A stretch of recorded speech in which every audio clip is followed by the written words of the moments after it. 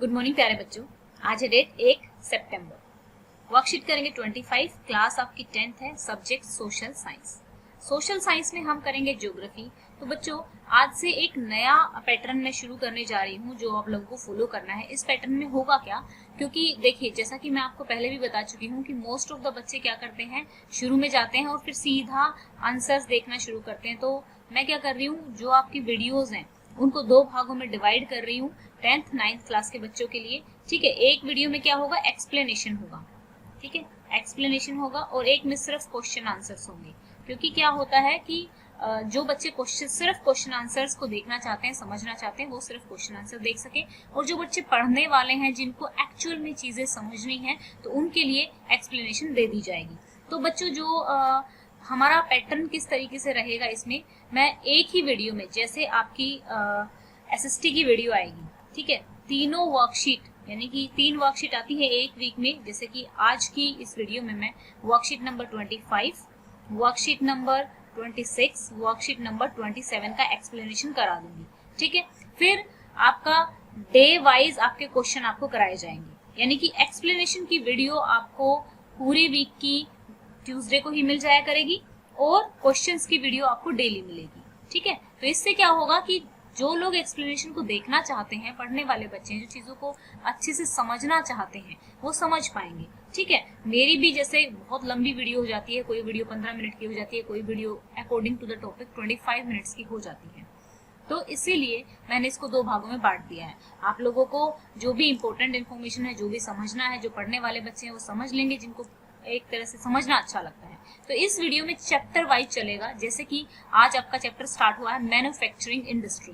ठीक है, ये आपकी एनसीईआरटी का 6th चैप्टर है। देखिए ये आपकी जो एनसीईआरटी है मैन्युफैक्चरिंग इंडस्ट्री, ये आपका ज्योग्राफी का 6th चैप्टर है। ठीक है, अब इस चैप्टर को अलग अलग वर्कशीट्स में कराया जाएगा। जैसे कि वर्कशीट नंबर 25 में सिर्फ आपको ये बताया गया है कि मैन्युफैक्चरिंग होता क्या है।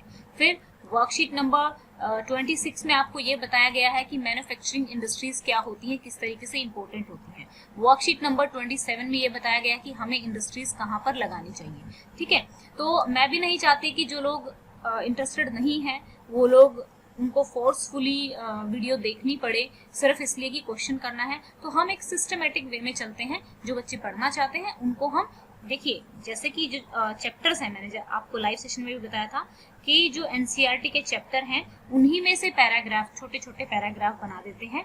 अब यहाँ पे देखिएगा, manufacturing sector is considered as the backbone of development in general and economic development in particular mainly. ठीक है, अब यहाँ पे अपनी वर्कशीट में चलते हैं।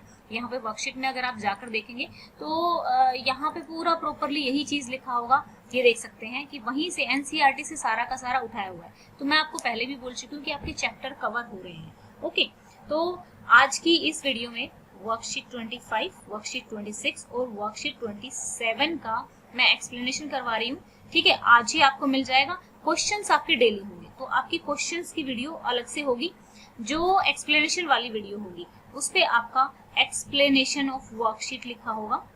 ठीक है, एक्सप्लेनेशन ऑफ वर्कशीट होगा। इससे मेरा भी टाइम बचेगा, आप लोगों का भी टाइम बचेगा, और दुनिया में सबसे इंपॉर्टेंट चीज बच्चा टाइम ही होती है, जो कभी वापस लौट कर नहीं आती है। तो जिस वर्कशीट पे एक्सप्लेनेशन लिखा हो कवर पेज पे, जो खोलना चाहता है खोल ले, देख ले, एक्सप्लेनेशन को समझ ले चीजों को, और उस पे होगा सॉल्यूशन। ठीक है, सॉल्यूशन जो होगा वो दूसरी वर्कशीट पे होगा, दूसरे कवर पेज पे होगा, दूसरी वीडियो में होगा। ठीक है, आप कह सकते हैं कि ट्यूसडे को आपकी हमेशा एसएसटी की वर्कशीट्स का एक्सप्लेनेशन मिलेगा, बाकी दिन आपको क्वेश्चंस मिलते ही रहेंगे। तो चलिए बच्चों, ये है हमारा chapter 6 class 10th geography. Okay, इस चैप्टर का नाम क्या है, ये आपकी एनसीईआरटी है, मैन्युफैक्चरिंग इंडस्ट्री। ठीक है, तो सबसे पहले हम क्या समझेंगे कि मैन्युफैक्चरिंग होता क्या है। ठीक है, मैन्युफैक्चरिंग होता क्या है। मैन्युफैक्चरिंग में देखो, आपका जब भी कोई चीजें बनना, किसी भी चीज का बनना मैन्युफैक्चरिंग कहलाता है। यहाँ पर मैं कहूँ मैन्युफैक्चरिंग मीन्स बनना। अब देखिए, जब हम रॉ मटेरियल से, जो कच्चा माल होता है, उससे बहुत सारी चीजें प्रोड्यूस करते हैं। ठीक है, और लार्ज क्वांटिटी में, ठीक है, बहुत ज्यादा अमाउंट में, लार्ज क्वांटिटी में जब उनको प्रोड्यूस करते हैं तो उसको कहा जाता है मैन्युफैक्चरिंग। और एक टर्म में हम बात करें तो क्या हो गया, मैन्युफैक्चरिंग क्या हो गया, प्रोड्यूसिंग गुड्स। ठीक, गुड्स को प्रोड्यूस करना क्या कहलाता है, मैन्युफैक्चरिंग कहलाता है। फॉर एग्जाम्पल आप क्या ले सकते हैं, यहाँ पे हम ले सकते हैं रॉ मटेरियल। क्या हो गया, मैंने कहा रॉ मटेरियल से चीजें बनती हैं। पेपर्स जो है किससे बनता है, वुड से बनता है। ठीक है, पेपर आपका लकड़ी से बनता है। गेहूं से, यानी कि जो आपका वीट है, गेहूं जो है उससे क्या बनती है, आपकी रोटी या फिर चपाती बनती है, या फिर आप लिख सकते हैं ब्रेड बनता है। ठीक है, तो ये क्या हो गया, मैन्युफैक्चरिंग ऑफ ब्रेड हो गया। अब जो स्टील है, ठीक है, स्टील आपको कहाँ से मिलता है, आयरन ओर से मिलता है, आयरन ओर से मिलता है। अब एल्यूमिनियम है जो आपको बॉक्साइट से मिलता है। तो ये हमारे क्या हो गया, ये हमारा रॉ मटेरियल हो गया, ये हमारा रॉ मटेरियल हो गया, ये हमारा रॉ मटेरियल हो गया। ठीक है, तो मैन्युफैक्चरिंग का मतलब आपको समझ में आ गया। तो आपका पहले जो मैन्युफैक्चरिंग है इम्पोर्टेंट क्यों है, इम्पोर्टेंट क्यों है मैन्युफैक्चरिंग। देखो सब कुछ तो, देखो मैं आपको साइंस में भी आप लोग पढ़ ही रहे हैं, साइंस से रिलेट करते हैं इस चीज को। जैसा कि मैं आपको कहती हूँ कि हम चीजों को, जब आप चीजों को रिलेट करके पढ़ने लग जाओगे तो आपको कुछ भी मुश्किल नहीं लगेगा। देखो आपकी एनर्जी जो हमारा सन है, ठीक है, आपकी जो सारी की सारी एनर्जी है वो कहाँ से आती है, सन से आती है। ठीक है, सन से आती है, और सन से प्लांट, और प्लांट से ही आपका सब कुछ चलता है। ठीक है, तो अब एग्रीकल्चर ले लेते हैं इस प्लांट का नाम। चाहे आप इसमें ले लीजिए गेहूं ले लीजिए, आप बाकी जो माइनिंग एक्टिविटीज हैं, ठीक है, जो आपकी प्राइमरी सेक्टर की एक्टिविटी है, जो मैंने आपको समझाया था। प्राइमरी सेक्टर क्या होता है, वो काम जहां पर, ठीक है, वो काम जहां पर क्या होता है, सब चीजें हमें प्रकृति से मिल जाती हैं। ठीक है, वो रॉ मटेरियल जो हमें प्रकृति से मिल जाता है वो प्राइमरी सेक्टर कहलाता है। ठीक है, तो हमारा एग्रीकल्चर होता है।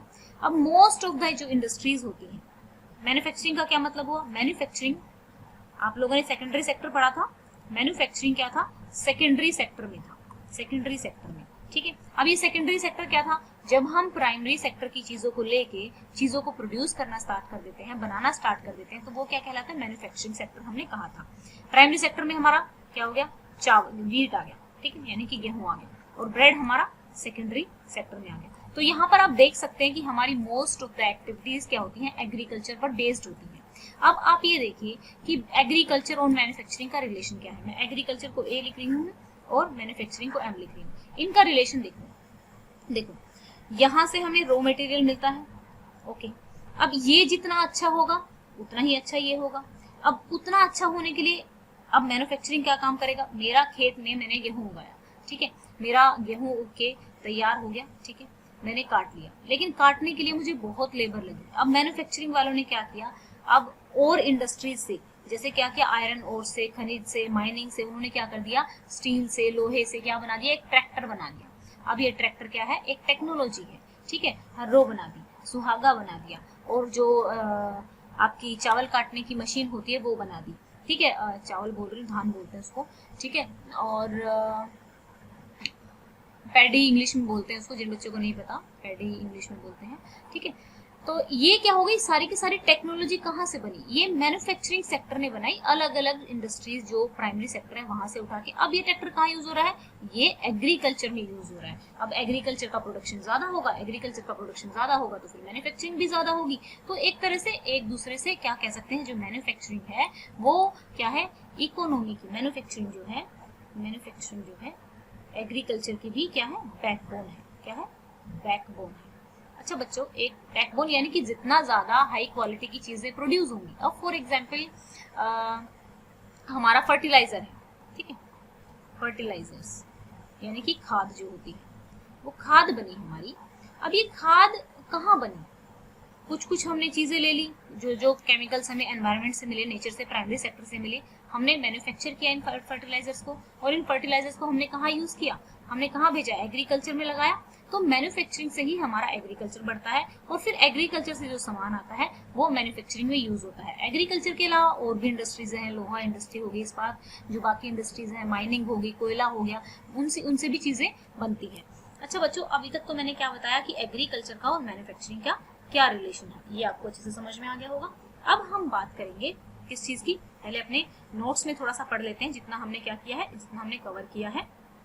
ओके, तो ये जो आपके यहाँ पे चलते हैं, ये देखिए हमारा क्या है, production of goods in a large quantity after processing from raw material to more valuable product is called manufacturing. ठीक है, अब मैंने ये बता दिया कि पेपर हमारा वुड से मिलता है, शुगर हमारी जो गन्ने से मिलती है, और मैन्युफैक्चरिंग सेक्टर को बैकबोन कहा जाता है डेवलपमेंट इन जनरल, यानी कि इन जनरल का यहाँ पे समझने की कोशिश किया को वर्ड्स को। इन जनरल का मतलब है कि भाई सभी सेक्टर्स की ग्रोथ करने में हेल्प करता है। Economic development in particular mainly, तो इकोनॉमिक डेवलपमेंट में ये किस तरीके से हेल्प करता है ये समझेंगे। अब अच्छा बच्चों, ये अगर आपने समझ लिया, अब चीजें बनी हमारे देश में। हमारे देश में मान लो कॉटन आपने उगाई, आपने उगाई, किसान ने उगाई, ठीक है। सो ये कॉटन उगने के बाद कहाँ गई, फैक्ट्रीज में गई। अब ये फैक्ट्रीज में जो कपड़ा बना, क्लोथ्स बने, ठीक है, और जो भी एग्रीकल्चर से जो भी ब्रेड बना या जो भी चीजें बनी, ठीक है ना, तो ये क्लोथ्स जो है इनका बाहर जो कंट्रीज है उनमें बहुत ज्यादा डिमांड है, ठीक है। तो ये बाहर जब चीजें जाती हैं तो हमारे देश से दूसरे देश में जब चीजें बिकने के लिए जाती हैं तो उसको एक्सपोर्ट कहा जाता है, ठीक है। हमारी चीजें जब वहां बिकती हैं तो वहां पर पेमेंट क्या होती है, वो लोग हमें क्या देंगे, उन लोगों के पास रुपया तो है नहीं, तो वो हमें अपनी करेंसी देंगे, ठीक है। मान लो वो डॉलर में पेमेंट करते हैं, ठीक है, तो हमारे पास डॉलर आ गया। अब डॉलर एक ऐसी करेंसी है जो सभी देशों में चलती है, तो जिसको हम फॉरेन एक्सचेंज बोलते हैं, और जितना ज्यादा फॉरेन एक्सचेंज होता है उतना ही एक कंट्री के लिए फायदेमंद होता है, ठीक है। अब जितनी ज्यादा फैक्ट्रीज लगेंगी, अब जैसा कि आप लोग पढ़ चुके हैं कि एग्रीकल्चर में बहुत ज्यादा लोग काम कर रहे हैं लेकिन उनकी उतनी जरूरत नहीं है। अगर बहुत ज्यादा फैक्ट्रीज खुलेंगी, बहुत ज्यादा फैक्ट्री खुलेंगी तो सबको काम मिलेगा। अब फैक्ट्रीज में तो काम की जरूरत होती है ना, लेबर की जरूरत होती है, तो सबको एग्रीकल्चर से हटके फैक्ट्रीज में काम मिलेगा। अब जितना ज्यादा चीजों का प्रोडक्शन होगा, जितनी ज्यादा फैक्ट्रीज होंगी, फैक्ट्रीज को आप कह सकते हैं कि इंडस्ट्री, ठीक है, फैक्ट्रीज की जगह आप इंडस्ट्री भी यूज कर सकते हैं। और जब भी इंडस्ट्री सेटअप होती हैं, जब भी इंडस्ट्री सेटअप होती हैं तो क्या आता है, अर्बनाइजेशन। अर्बनाइजेशन, अर्बनाइजेशन क्या होता है बेटा, अर्बनाइजेशन का मतलब होता है शहरीकरण, यानी कि शहरों का डेवलपमेंट होता है। अब क्यों होता है ये शहरों का डेवलपमेंट, क्योंकि क्या होता है कि सारा सामान जैसे बिजली है, पानी है, बैंक है, इन सब की सुविधा क्या होती है, शहरों में होती है। अब ऐसा क्यों होता है इसको भी समझेंगे। पहले जो हमने अभी तक समझा है उसको एक बार पढ़ लेते हैं। तो मैंने आपको बताया कि इकोनॉमिक डेवलपमेंट क्यों होगा, चीजें जितनी ज्यादा प्रोड्यूस होंगी वो मार्केट में जाएंगी, मार्केट में बिकेंगी तो मार्केट से पैसा आएगा, ठीक है ना। तो ये देखिए आज की यानी कि जो हमारी वर्कशीट नंबर 25 है उसमें हमारा एनसीईआरटी का कितना चैप्टर कवर हुआ ये देख लेते हैं, ठीक है। क्या क्या बात की, एक तो इकोनॉमिक डेवलपमेंट में हेल्प करती है। इकोनॉमिक डेवलपमेंट कैसे हुआ, कोई समझाएगा मुझे, इकोनॉमिक डेवलपमेंट कैसे हुआ, क्योंकि लोगों को जॉब मिली, ठीक है, एग्रीकल्चर का जो सामान था वो अच्छे से यूटिलाइज हो रहा है, ठीक है, और ज्यादा चीजें प्रोड्यूस होंगी तो एग्रीकल्चर को भी बढ़ावा मिलेगा। मॉडर्नाइजिंग एग्रीकल्चर क्या हो गया, मॉडर्नाइजेशन हो गया। पहले हल से खेती करते थे, मैं अभी आपकी पिछली वर्कशीट से हल का ही एग्जांपल ले रही हूँ, आप कोई और भी एग्जांपल ले सकते हैं। मैं एक ही एग्जांपल इसलिए रखती हूँ ताकि आप लोग रिलेट कर सकें, ठीक है। आप अपनी तरफ से भी एग्जांपल बनाने की कोशिश करा करो और अपनी कॉपी में लिखा करो। मैन्युफैक्चरिंग इंडस्ट्री क्या करती है, हेल्प करती है क्या करने में, modernising agriculture which forms the backbone of our economy. Agriculture तो है ही बैकबोन, वहीं से तो सब कुछ आता है, प्लांट से तो सब कुछ आता है, मोस्ट ऑफ द चीजें, ठीक है। अगर वो जो लोहा वगैरह, एल्युमिनियम वगैरह इन चीजों को छोड़ दिया जाए। अब इंडस्ट्रियल डेवलपमेंट, इंडस्ट्रीज का, फैक्ट्रीज का सेटअप होना ही इंडस्ट्रियल डेवलपमेंट होता है। एक प्री कंडीशन होती है एक कंट्री को इरेडिकेट का मतलब दूर करना, जो क्या करती है, अनएम्प्लॉयमेंट और पॉवर्टी को हमारी कंट्री से दूर करती है, किसी भी कंट्री से दूर करती है। तो यहाँ पे हम लिख सकते हैं एक जो पॉइंट हमारा रह गया, क्या पॉइंट रहा कि जो इंडस्ट्रीज है वो क्या करती हैं, ऐसे आपको भी नोट्स बनाने हैं। इंडस्ट्रीज है वो क्या करती हैं, वो हेल्प करती हैं किसको दूर करने में, इरेडिकेट किसको इरेडिकेट करती है, एक तो पॉवर्टी। अभी तो आपको समझ में आया होगा पॉवर्टी को, और अनएम्प्लॉयमेंट। अच्छा बच्चों ये बताओ कि ये समझ में आ गया कि पॉवर्टी और अनएम्प्लॉयमेंट को किस तरीके से दूर करती है, कैसे दूर करती है। पहली बात तो क्या होगा, इंडस्ट्री सेटअप होंगी तो लोगों को काम मिलेगा। एग्रीकल्चर, 1 एकड़ की जमीन पे 6 लोग काम कर रहे हैं, अगर एक घर में 5 लोग हैं तो वो 1 किला पूरा वहां पे काट रहे हैं, बेचारे वैसे ही लगे हुए, कोई और सोर्स नहीं है। जब फैक्ट्री सेटअप हो जाएंगी तो क्या होगा, पॉवर्टी दूर होगी, और अब जब रोजगार भी मिलेगा, चीजें ज्यादा प्रोड्यूस होंगी तो ज्यादा लोगों की जरूरत पड़ेगी, तो क्या होगा, अनएम्प्लॉयमेंट यानी कि बेरोजगारी भी दूर होगी। ये अब देखिए आगे चलते हैं, हम आगे देखते हैं हमारा export of manufacture goods expand trade and commerce, जो व्यापार है उसको बढ़ावा मिलेगा। अब चीजें बनेंगी तो बिकेंगे भी सही ना, मार्केट में जाएंगी भी सही। अब जो एक्सपोर्ट का मतलब मैंने आपको क्या बताया कि जब चीजें कहाँ चली जाती हैं, दूसरे देश में जाती हैं, तो उसको एक्सपोर्ट कहा जाता है। और आई से समझ लो इन, आई से इंपोर्ट, ठीक है, और एक्स से समझ लो एक्सपोर्ट, ठीक है, याद रख लेना। एग्जिट वैसे तो आपको पता होगा, एग्जिट यानी कि बाहर निकलना, कि हमारे देश से जब बाहर जाती है तो एक्सपोर्ट होती है। और इन यानी कि इंपोर्ट यानी कि वापस जब दूसरे देश की चीजें हमारे देश में आती हैं, ठीक है ना। तो अब हमने क्या क्या चीजें सीखी। अब जो कंट्री है that transform their raw material into wide variety of furnished good of higher value are prosperous, यानी कि जो कंट्री अपना रॉ मटेरियल को बहुत ही ज्यादा हाई क्वालिटी के प्रोडक्ट में कन्वर्ट कर देती है, वो बहुत ज्यादा अमीर कंट्री हो जाती है। ऐसा एग्जांपल्स के थ्रू देखा गया है, ऐसा बाहर की कंट्रीज में हुआ है। India's prosperity lie in increasing and diversifying its manufacturing industry as quickly as possible, ताकि डाइवर्सिफाई का मतलब है कि बहुत ज्यादा क्षेत्र, ठीक है। डाइवर्सिफाई का एग्जांपल मैं अपने एजुकेशन के उससे दूंगी यहाँ पे। देखो जैसे क्या होता है, फॉर एग्जाम्पल मेरे को साइंस का भी मेरे को नॉलेज है, मैंने साइंस की डिग्री भी ली, फिर मैंने आर्ट्स की डिग्री भी ली, फिर मैंने कंप्यूटर की डिग्री भी ली। तो मैं यहाँ पे क्या कह सकती हूँ कि मेरी जो एजुकेशन है वो डाइवर्सिफाइड एरियाज में है, कई सारे एरियाज में है, ठीक है। तो इसी तरीके से डाइवर्सिफाइड मैन्युफैक्चरिंग का मतलब क्या है, डाइवर्सिफाइड मैन्युफैक्चरिंग का मतलब है कि कई सारे एरिया में मैन्युफैक्चरिंग होनी चाहिए, छोटे छोटे लेवल्स पे भी होनी चाहिए, गांव में भी होनी चाहिए, ठीक है ना। अलग अलग इंडस्ट्री सेटअप होंगी तो जो कंट्रीज है वो हमारे जो प्रोडक्ट है उनकी क्वालिटी अच्छी होनी चाहिए, तो उससे हमारे ये देखिए अब ये हो गया India's prosperity lies in increasing and diversifying its manufacturing industry as quickly as possible, ठीक है। तो ये थी हमारी क्या वर्कशीट नंबर 25 और हमारा हमने क्या क्या सीखा वो एक बार रिवाइज कर लेते हैं। वर्कशीट नंबर यहाँ पे देखो, पहले मैंने आपको क्या बताया, फटाक से रिवाइज करते हैं एक बार। मैंने आपको बताया, ज्यादा बड़ा हो गया पेन, मैन्युफैक्चरिंग होता क्या है, मैन्युफैक्चरिंग और एग्रीकल्चर क्या क्या रिलेशन है, एग्रीकल्चर मैन्युफैक्चरिंग को किस तरीके से बढ़ावा देता है और मैन्युफैक्चरिंग एग्रीकल्चर को किस तरीके से बढ़ावा देता है। फिर मैन्युफैक्चरिंग, ठीक है, क्या करता है, अनएम्प्लॉयमेंट को किस तरीके से दूर करता है, ठीक है, और पॉवर्टी को किस तरीके से दूर करता है, ठीक है। और हमने क्या पढ़ा, हमने ये पढ़ा कि ये हमारे देश की जो मैन्युफैक्चरिंग है ये हमारे देश की क्या है, बैकबोन है, ठीक है, बैकबोन है किसके लिए, इकोनॉमिक डेवलपमेंट के लिए, मेनली इकोनॉमिक डेवलपमेंट के लिए, और किसके लिए, हमारा जो आप कह सकते हैं प्रॉपरली जो जनरली डेवलप होगा। अब इकोनॉमिक डेवलपमेंट होगा तो जनरल तो सोसाइटी का डेवलपमेंट होगा ही ना। अब ये देखिए जो ये आपकी 10-15 लाइनें थी, हमने 4 लाइनों में इसको लिख दिया, इसको कहते हैं नोट्स बनाना, ठीक है। यानी कि हमने क्या किया, अपनी भाषा में जो हमने लेक्चर पढ़ा था उसको हमने 4-5 लाइनों में सीमित कर दिया। तो इस तरीके से आपकी पढ़ाई होनी चाहिए। अगर आप अच्छे से पढ़ेंगे ना तो तरीके बहुत हैं बेटा पढ़ने के। अब इसीलिए मैंने जो एक्सप्लेनेशन पार्ट है और जो आपका क्वेश्चन आंसर पार्ट है उसको अलग कर दिया, ठीक है। अब हम चलते हैं नेक्स्ट, हमारा टॉपिक देखेंगे।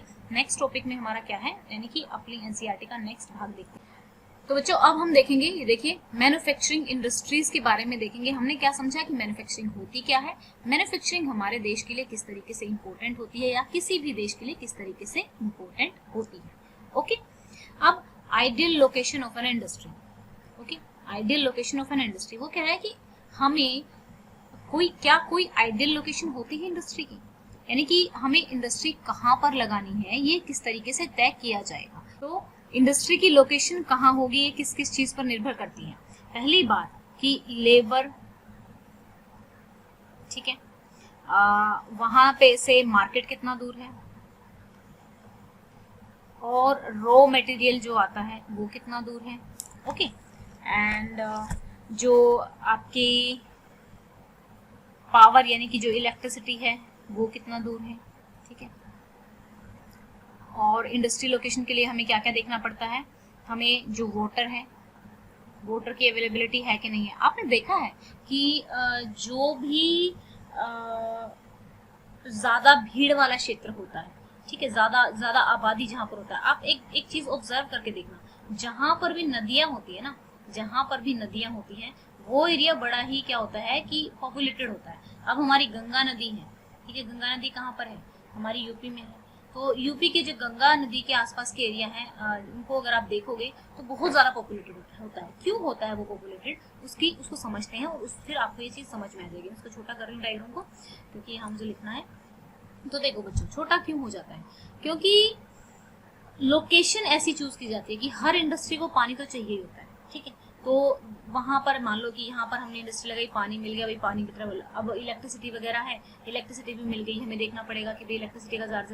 अब ये भी देखना पड़ेगा सस्ता लेबर, जैसे बिहार में बहुत सारे लोग ऐसे हैं ज़्यादा पॉपुलेशन होने की वजह से जो दूर दूर से आ जाते हैं काम करने के लिए। तो मान लो किसी को इंडस्ट्री सेटअप करनी है तो वो देखेगा कि भाई मेरे को सस्ता मजदूर कहाँ पर मिल रहा है, या फिर मेरा मटेरियल है। अब मान लो किसी को चीनी की इंडस्ट्री लगानी है, ठीक है, चीनी की मिल लगानी है, तो वो क्या देखेगा, चीनी की मिल लगाने के लिए यही देखेगा कि गन्ना किस क्षेत्र में ज़्यादा प्रोड्यूस होता है। अगर यूपी में गन्ना ज़्यादा प्रोड्यूस होता है तो वो क्या करेगा कि यूपी में जाके फैक्ट्री लगा लेगा, क्योंकि वहां से क्या होगा, अब बचेगा क्या उसका यहाँ से कि भाई मान लो वो चीनी की मिल लगाता है, तो फॉर एग्जाम्पल उसको गन्ना लेकर आना है, ठीक है। अब वो गन्ना जो वो लेकर आएगा तो उसको उसके पैसा भी तो देना पड़ेगा ना, ट्रैवल करने का। जो रॉ मटेरियल, यहाँ पे रॉ मटेरियल हो गया हमारा गन्ना, तो लकड़ियाँ काट के जो है उसको, अगर हम पेपर इंडस्ट्री की बात करें तो लकड़ियाँ काट के उसको ट्रैवल करने के लिए उतना ही पैसा उसका लग जाएगा। तो जो भी इंडस्ट्री सेटअप की जाती है उसमें ये चीज़ें ध्यान रखी जाती हैं कि भाई एक तो हमें सस्ता लेबर मिल जाए, दूसरा इलेक्ट्रिसिटी आराम से मिल जाए, पानी वानी वहाँ पर हो,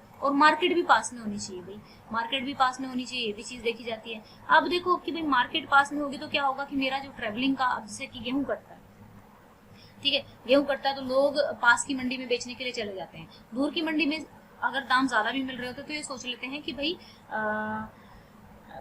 कि यहाँ पर दूर की मंडी में इसलिए नहीं जाते हैं वो लोग, क्योंकि इतना ही ट्रैवलिंग में, इतना ही जो उनको ट्रैवल करके लेके जाएगा ट्रैक्टर में या फिर ट्रक में, जो भी जिसमें भर के लेके जाएंगे, वो उतना पैसा ले लेगा, भाड़ा ले लेगा उतना। तो इसीलिए जो होता है मार्केट में भी क्या होता है, मार्केट की ट्रैवलिंग देखने के लिए और कितना जुड़ाव है ट्रांसपोर्ट, ये भी देखा जाता है। तो ये सारी चीजें आप कहोगे कि मैम एक जगह थोड़ी ना मिल सकती है, बिल्कुल ठीक कह रहे हो, एक जगह नहीं मिलेंगी। तो जो इंडस्ट्रियलिस्ट है उसको चूज करना पड़ेगा कि भाई उसको कहाँ पर अपनी इंडस्ट्री लगानी है, जो उसको देखना पड़ेगा कि उसके लिए कौन सी चीज ज्यादा इंपॉर्टेंट है, उसके लिए चीप लेबर ज्यादा इंपॉर्टेंट है अकॉर्डिंग टू द इंडस्ट्रीज। अब देखो ऐसा भी तो होता है ना, एक इंडस्ट्री में मशीनों से काम चल जाता है, एक इंडस्ट्री में जो हाथ का काम होता है वो ज्यादा करवाना पड़ता है, लेबर नौकर ज्यादा चाहिए होते हैं। तो अकॉर्डिंग, अब किसी इंडस्ट्री में पानी की ज्यादा जरूरत पड़ती है और किसी में कम पड़ती है। तो क्या होता है कि इंडस्ट्री जो है जिनमें सामान बनता है, ठीक है, ये तो अभी तक आप समझ ही गए होंगे। तो ये थी लोकेशन की बात, ठीक है। तो अब हम देखते हैं हमारा जो चैप्टर है वो कितना कवर हो चुका है, एनसीईआरटी का चैप्टर, ठीक है। उसके बाद हम आगे बढ़ेंगे। यहाँ देखिए इंडस्ट्री एंड मार्केट लिंकेज। अब देखिए जो मनी है, इंडस्ट्री रॉ मटेरियल होगा, उसको ट्रांसपोर्ट किया जाएगा, फैक्ट्री में लेके जाया जाएगा, जो आउटपुट है आउटपुट को फिर से ट्रांसपोर्ट किया जाएगा, ट्रांसपोर्ट करके कहाँ उसको मार्केट में लेके जाया जाएगा, और फिर क्या होगा, जो मनी है, मनी जो होगी मार्केट से मनी आएगी, मनी यहाँ पे जाएगी। तो सारी चीजें क्या है, इंटरकनेक्टेड है। तो ये आपका एनसीईआरटी का पेज है, आप देख लीजिए, सारा का सारा एनसीईआरटी से ही हो रहा है, हमारी एनसीईआरटी भी कवर हो रही है इसमें। अब cost of obtaining raw material हमने देख लिया, cost of production at site की कौन सी जगह पे हम प्रोडक्शन करेंगे, डिसीजन हमें लेना पड़ेगा कि फैक्ट्री कहाँ पे लगाई जाए। कॉस्ट ऑफ की डिस्ट्रीब्यूशन ऑफ सामान को बेचना भी है तो हमें मार्केट के आसपास ही एरिया देखना पड़ेगा इंडस्ट्री लगाने के लिए। तो एक हम ये मानते हैं कि भाई जो कॉस्ट है ना वो लीस्ट होना चाहिए, कम हमारा कॉस्ट लगना चाहिए। तो देखिए आपको वर्कशीट 26 से इतना समझ में आ गया होगा कि जो लोकेशन है, आइडियल लोकेशन क्या होनी चाहिए इंडस्ट्री की, भाई जो रॉ मटेरियल है वो क्या होना चाहिए, थोड़ा सस्ता मिल जाना चाहिए। अब डिस्ट्रीब्यूशन का की जो मटेरियल, अब मैं हमेशा जूते का ही एग्जांपल लेती हूँ। आई डोंट नो कि मुझे जूते का ही एग्जांपल क्यों आता है, मुझे जूते इतने पसंद भी नहीं है, बट स्टिल आपने जूते बनाए हैं और अब जूते बन गए हैं तो आपको बेचने भी हैं, तो मार्केट में भी आपको डिस्ट्रीब्यूशन का कॉस्ट कितना लगेगा, सब जगह पे फैक्ट्रीज में पहुंचाने का, ये भी आपको देखना पड़ेगा कि आपकी साइड से, जो आपकी साइट है जहाँ पर वो चीज़ें प्रोड्यूस हो रही हैं, उससे आपका उसको डिस्ट्रीब्यूट करने का कितना प्राइस लगेगा, प्रोडक्शन का कितना प्राइस लगेगा। अब डिसीजन हमें क्या करना होता है, लेना होता है कि कहाँ पे हम फैक्ट्री को सेटअप करेंगे। तो बच्चों इंडस्ट्रियल लोकेशन जो होती है कॉम्प्लेक्स होती है नेचर में, क्यों, क्योंकि हमें ध्यान रखना पड़ता है किसका, रॉ मटेरियल का, लेबर का, कैपिटल का, पावर का एंड मार्केट का, ठीक है। ये आपके बने बनाए नोट्स हैं, इनको आप अपने अरेंज्ड फॉर्म में बहुत अच्छे से लिख सकते हैं।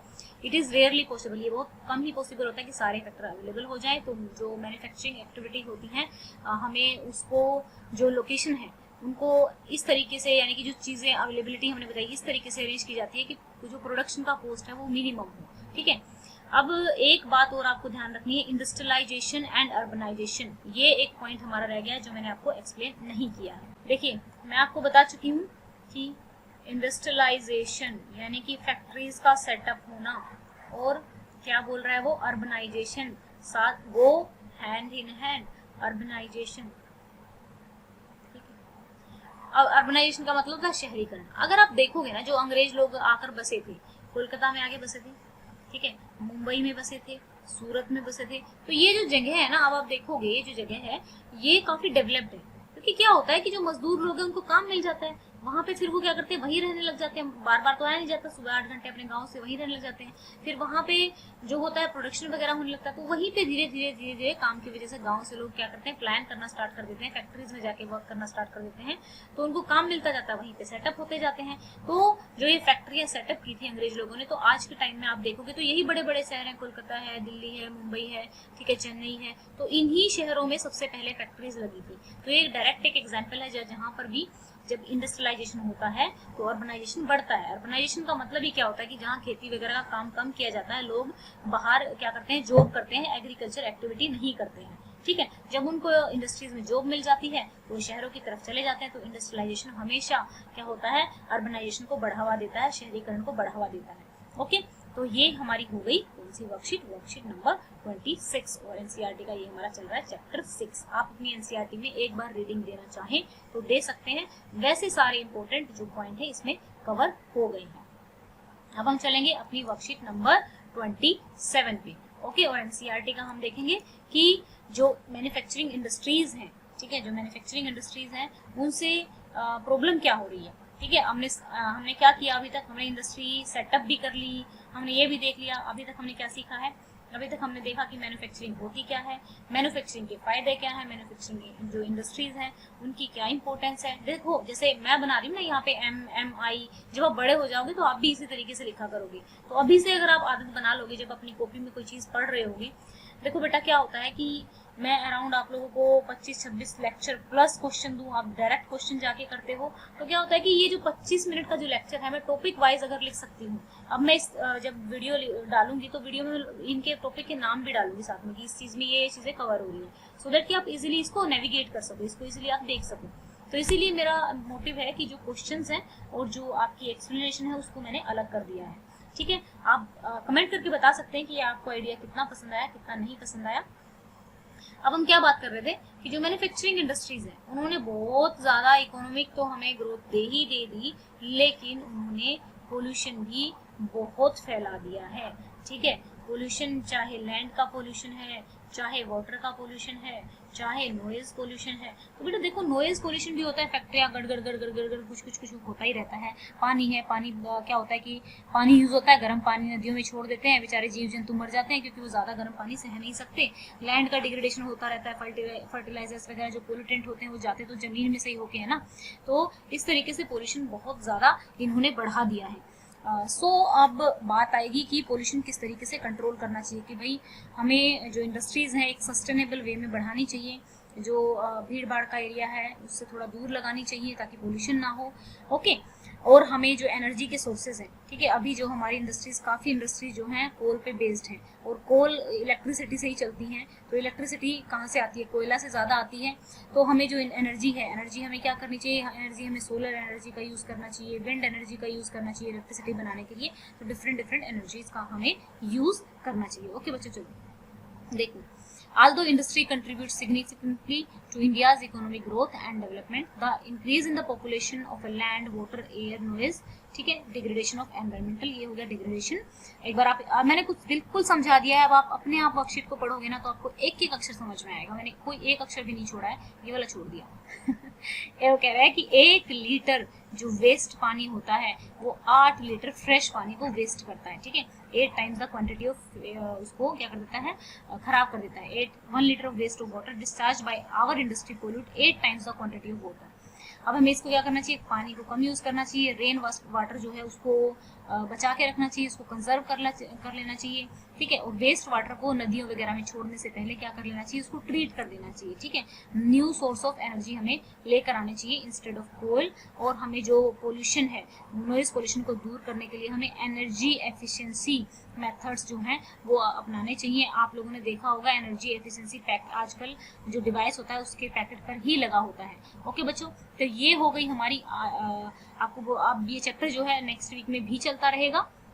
अब जिस बच्चे को पूरे वीक की जो एसएसटी की ये वर्कशीट आपकी एक तरह से हो गई है, ठीक है, एक्सप्लेनेशन के तौर पर, ठीक है, एक्सप्लेनेशन के तौर पर ये आपकी वर्कशीट हो गई है। अब मैं क्या करती हूँ, इनके क्वेश्चन अगर आप देखना चाहें तो आपके पास वर्कशीट है ही, वहां से देख सकते हैं। अब बच्चों देखो कौन किस किस टाइप के आपको क्वेश्चन आते हैं, ये देख लीजिए कि which place is suitable for setting up, wait a second, हमें पहले उस पर जाना है ना 25 पे, राइट।